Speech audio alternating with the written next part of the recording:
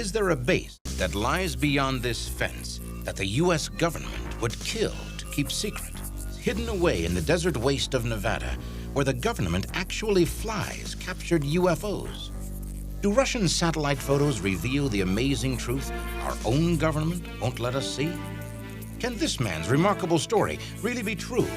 Did he work on alien spacecraft and help to make them fly again? Could the U.S. government actually be working with alien beings in a super-secret desert complex known only as Area 51? We'll attempt to penetrate the wall of secrecy in this chapter of the UFO Diaries.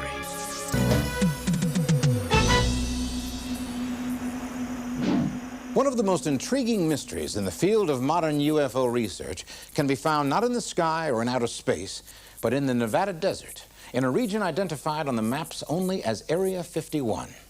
There, in the vicinity of the dry bed of Groom Lake, this complex reportedly operates day and night, seen by countless witnesses and photographed time and again. And if the rumors about it are true, this installation is the hiding place of one of the most amazing secret projects of this or any other century. And clearly there are secrets of some kind in this mysterious complex, because according to official government maps of the region, the entire installation simply does not exist. Why is this desert base such a secret? Is the truth about its purpose related to the continual sightings in the area of UFOs? After the Lazar story broke, the UFO watchers came here and discovered this land. They came here in four-wheel drives to overlook this secret base. In a recent interview, Robert Lazar claimed he was employed between 1988 and 1989 as a research specialist at a hidden base even more secret than the Groom Lake installation. When I went to work, I was flown from McCarran Airport in Las Vegas to Area 51. From Area 51, I was bused to an even more highly secure facility located about 15 miles south of Area 51 called S4. S4 is situated at the base of the Papoose Mountains by the Papoose Dry Lake bed. The S4 installation is built into the mountain, and the 9 hangar doors are angled at about 60 degrees. These doors are covered with a sand-textured coating to blend in with the side of the mountain and the desert floor. According to Bob Lazar, it was in this hidden base that he worked on disc-shaped flying craft that were based on technology given to mankind by beings from another planet. Not only did I read briefings, and not only was I taught the theories of these technologies, but they were demonstrated for me, and I know they are true and accurate. Lazar went on to claim that there are several fully working flying discs at the S4 facility, but only one on which he personally worked. Because of its sleek appearance, I nicknamed it the Sport Model. The Sport Model is about 16 feet tall and 40 feet in diameter.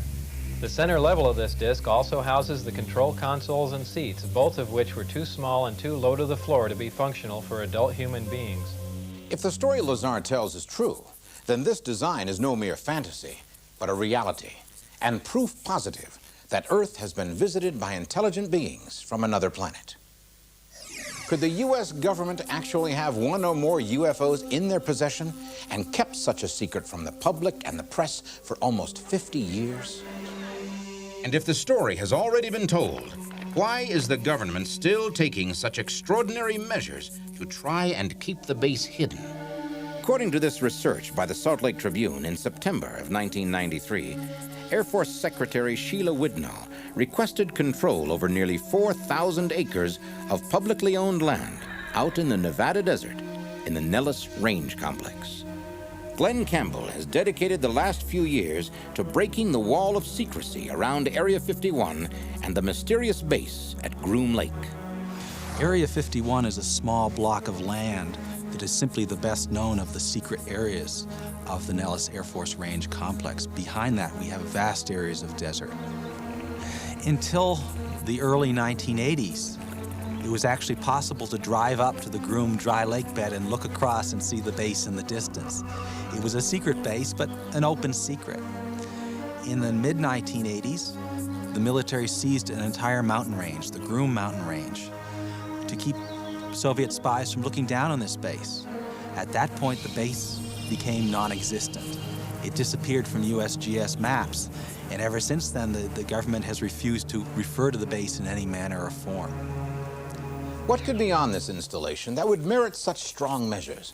Does anyone outside of the base really know what kind of work is being done there? We should all remember that the U-2 spy plane was flying out of Area 51 for many years. The same is true of the Blackbird SR-71 and the stealth fighter. They were all flying for many years before we heard about them. But will the government use deadly force to keep citizens from simply seeing airplanes take off and land?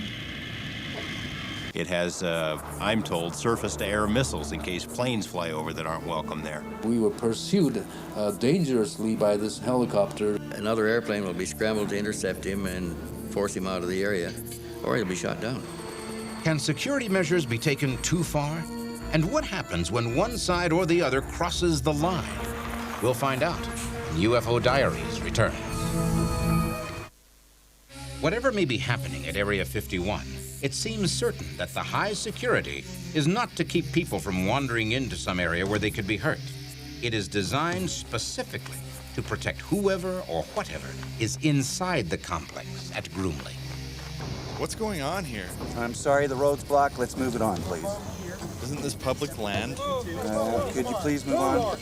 They're prepared to use whatever force necessary to keep the people as far away as possible from this area. Norio Hayakawa says he has witnessed firsthand the aggressive security measures at Area 51. In 1991, I led an investigative group from Southern California, including some journalists, to this area. And after we witnessed what I believe was some type of a test flight or possibly a maneuvering of these objects, I was leading a caravan of 7 cars on this dirt road. Suddenly, a black military helicopter with no insignia came over and approached our cars, came in front of our cars, almost about 10 to 15 feet above our cars. But if Norio Hayakawa and other curiosity seekers trespassed on military property, could they not have expected to be confronted, even arrested? At no time were we trespassing the military area. We were well away from the military zone, and we were on public land. We had every right to be on public land, but yet we were harassed by this military helicopter dangerously. If this is true, if the military will even pursue civilians on public lands 10 miles away from the installation, haven't they overlooked the fact that this secret base is still easily visible from the air? Would it not be a simple matter to fly low over the complex and see exactly what kind of work is being done there? Retired Air Force Colonel Wendell Stevens doesn't think so. The airspace over the Nellis Range is highly restricted. Even military pilots on exercise here are forbidden to overfly this zone. If a pilot happens to stray into one of these restricted areas, It could mean the end of their career. if he continues to fly in this restricted area, he'll be ordered to leave immediately and will be given vectors to leave the area by the shortest route. If he doesn't respond, another airplane will be scrambled to intercept him and force him out of the area. If you as a civilian pilot were to fly into Groom Lake, certainly you can lose your pilot's license. Or he'll be shot down. For 40 years, it has been the location of choice for testing black projects. The most secret projects in the world that our military is looking into, that's where they go. I mean, it's perfect for that. It's ringed by mountains. It's in the middle of nowhere. It has, I'm told, surface-to-air missiles in case planes fly over that aren't welcome there. It has motion detectors in the ground. It has ammonia detectors that can sense the smell of ammonia in human skin. It has surveillance cameras to see who's looking down on the base, so it is an extremely secure location. Of course, these kinds of security measures have been taken in the past around top-secret military installations. Could it be the next generation of high-tech weaponry is currently being tested? Particle beams, high-powered lasers, or space weapons? Or could it be something else entirely? Many of us have devoted a lot of time and energy to research on what's going on at Area 51, but no question in my mind that a new type of technology is being developed. We have seen aircraft over there at Area 51 above the Groom Mountains that definitely resemble what known as flying discs or flying saucers. In the UFO research field, a growing number of experts are making claims that secret government projects at the Groom Lake facility are somehow related to technology brought here from another planet. Now, whether or not this incredible-sounding claim is true, one thing seems very certain. Witnesses have seen some kind of aircraft at Groom Lake that appears to be nothing made by human designers. Have people actually seen UFOs around Area 51? What about photographs, videotapes, or film of these objects? Some amazing eyewitness reports when UFO Diaries return. Hundreds of UFO watchers regularly drive out into the Nevada desert, across public land, and make their way up to the top of Whiteside Mountain or Freedom Ridge to try and catch a glimpse of what they believe to be a captured vehicle from another world. In one of our expeditions to Area 51, one of our members succeeded in taking rather remarkable footage of what appears to be a disc-shaped object over Groom Lake itself. It didn't behave like any conventional aircraft I've ever seen, no sound whatsoever. But the remarkable thing is that in other occasions we have seen the zigzag maneuvering of this type of aircraft, sometimes almost a 75-degree turn and sudden descension and ascension. Could this really be a vehicle from another planet that fell into human hands? A consistent story that comes up from a lot of workers is that a craft was brought here around 1953 and that actual live aliens were brought here about that same time. Well, the Russians have been taking pictures of Area 51 for many years. Stalin had an intense interest in UFOs, and one of the things he wanted to know about was Roswell. And the conclusion they came up with was something really did crash there, that it wasn't a weather balloon, and it wasn't anything of earthly origin. They didn't know exactly where it came from, but they knew it wasn't ours and it wasn't theirs, and this was something that was of monumental importance that needed to be studied. Of course, these claims are still nothing more than hearsay and rumor without more evidence to support them. Does such proof exist? All the stories that float around this place are as much a mystery to workers as they are to us. Where exactly did these stories of captured UFOs at Area 51 originate? The folks who run Area 51 won't admit that it exists.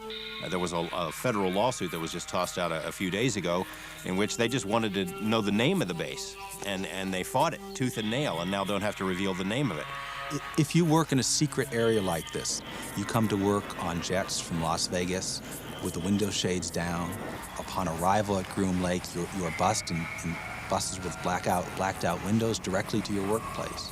You see nothing more than the hangar or the few buildings that you happen to work in. That's the interesting dichotomy. The Russians can fly over it and take pictures, but we, the people who foot the bills for the place, aren't supposed to know about it. In 1988, a Russian satellite took a remarkable photograph over Area 51. Notice the object highlighted at the end of the runway. It's positioned at the same position as if it were about to take off. As unusual as the object in the photograph may be, it is hardly proof of a captured alien technology. Where is the real proof of these astounding claims? Bob Lazar paints a scenario where the craft has an anti-gravity reactor or a gravity reactor that produces a wave of gravity to counteract Earth's. If you're inside this craft, it has no seat belts because to you inside the craft, it is always upright at natural gravity. Could it be that the mysterious craft seen over Area 51 were not recovered at UFO crash sites? Is it possible that our government has been working secretly with an alien civilization? Are we on friendly terms with beings from another planetary system? The most startling revelations are yet to come when UFO Diaries returns. If true, Robert Lazar's claim that he worked on a full-scale flying version of this craft could well be the most important news story of the century. But what about the story behind this supposedly alien technology? How did it come to be in human hands? According to Lazar, during his stay at Area 51 and S4, he was given information which, if true, would constitute undeniable evidence of intelligent life on other planets. In Lazar's video interview, he claims that while at the super-secret S4 facility, he was shown official briefing documents stating that the beings who gave us the secrets of the flying saucer came from the Zeta Reticuli system, 35 light-years from Earth. The beings are 3 to 4 feet tall and weigh 25 to 50 pounds. They have grayish skin and large heads with almond-shaped wraparound eyes. These beings said that they had been visiting Earth for a long time and presented photographic evidence which they contended was over 10,000 years old. There was an exchange of hardware and information in Central Nevada until 1979, at which time there was a conflict which brought the program to an abrupt halt. Despite this supposed rift between humans and aliens, the beings from Zeta Reticuli allegedly left behind enough material for the scientists at S4 to piece together much of the technology for making a flying saucer fly. And presumably, it is that same flying saucer technology that is being routinely tested at Area 51.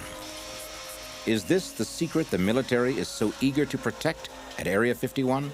Perhaps the tight security around the testing site is well warranted, because according to Lazar, this alien technology represents a force many times greater than our most powerful atomic bomb. Lazar says he witnessed the operation of the ship's power source and that it made use of the enormous energy made possible by antimatter. And according to Lazar, one matter-antimatter weapon could easily destroy all of human civilization. Lazar also claims that using this energy as a power source makes the craft impossible to detect. The disk can't be seen from any vantage point, and for all practical purposes is invisible. All you could see would be the sky surrounding it. Assuming for a moment that all of this is true, what exact purpose could the military have in mind for this new technology? Norio Hayakawa says he believes these new advances will not be used for the common good of all humankind. You can rest assured that this technology, one way or the other, is going to be used for some type of military activity. This could be used for a large-scale, unprecedented type of war we have ever seen. According to Hayakawa, the secret installations at Area 51 and S4 are not the only places our government is experimenting with super advanced technology.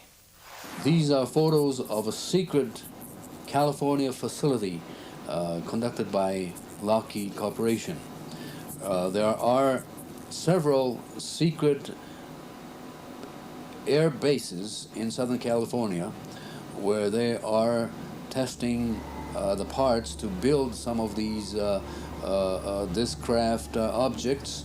And the strange thing about these facilities is that you don't see any aircraft on the runway, no aircraft whatsoever. When this facility was under construction, people near the area have seen rows and rows of cement trucks almost 24 hours a day for several weeks at a time, indicating that a large underground complex was being constructed. I was fortunate enough to interview people who constructed the underground facility at Area 51. There's research laboratories and things like that under the desert floor, and then the surface was restored to look like it did before. According to Hayakawa, the security around this facility is as strict as that surrounding Area 51, and the sheer size of both facilities is truly staggering. Even if some secret project of gigantic proportions really is going underground in California and Nevada, does that mean the technology is being developed for hostile purposes? To be honest with you, I would not be surprised that some abductees are taken to some U.S. underground facilities. And if that is indeed the case, there again, we're dealing with a criminal case here that involves total violation of our constitutional system. Can these stories actually be true? Have UFO abductees been brought by force to Area 51? Is there any evidence to support these frightening claims? In Robert Lazar's video, he claims that the S4 facility near Area 51 is hidden inside a mountain in southern Nevada with 9 giant hangar doors textured to blend in with the surroundings. Incredibly, this matches the description given by some people who claim to have been kidnapped by the occupants of a UFO and then taken to a mysterious underground facility. abductees have been taken to places that they have assumed were underground facilities. Abductees have also reported that they have seen what appeared to be U.S. military people involved in their abduction. And yet, there are also those who believe that the military is developing this technology for the protection of the human race from an alien invasion. I don't think the government or the military believes that we face a major threat from anybody on this planet, that our greatest threat literally comes from someplace out of this world. Others believe the government is only interested in protecting itself. They started infiltrating UFO organizations. They spied on UFO researchers. They put out false information to muddy the waters. They actively encouraged this laughter curtain, a policy of ridicule that anyone who sees a UFO is crazy. Well, anyone who sees a UFO is not crazy. That's just the prism through which we view this now. The government's done a very good job of disinformation, of clouding the whole issue. Because of Russian satellite photos and other satellite photos of this area, we have absolutely no reason to doubt anymore that this facility exists. It's an underground military presence that is vast. Friends of mine who've been in it have said that it's literally a 40-story building, buried underground. For whatever reason, the military continues its effort to gain control over the only two visual access areas to Groom Lake. The public demand for an explanation to the mystery of Area 51 is growing every day. If UFOs are real, the government has perhaps a legitimate interest in avoiding panic and making sure that society does not overreact to this situation. Purportedly, UFOs have been known to the government since the 40s and 50s. During that time, there was a lot of hysteria about communism, about world affairs. If you were to introduce UFOs at that time, perhaps there would be mass hysteria. Perhaps there would be a shaking of the foundations of our society. So much of what has been said about Area 51 and secret installations is, after all, little more than hearsay. Is there any real proof? Any indisputable evidence that alien technology is being tested and used at Area 51? Could it be that locked deep beneath the desert floor, there is an alien spacecraft? Is it possible that behind the tightest ring of security in our history, there actually exists proof positive of life on other worlds?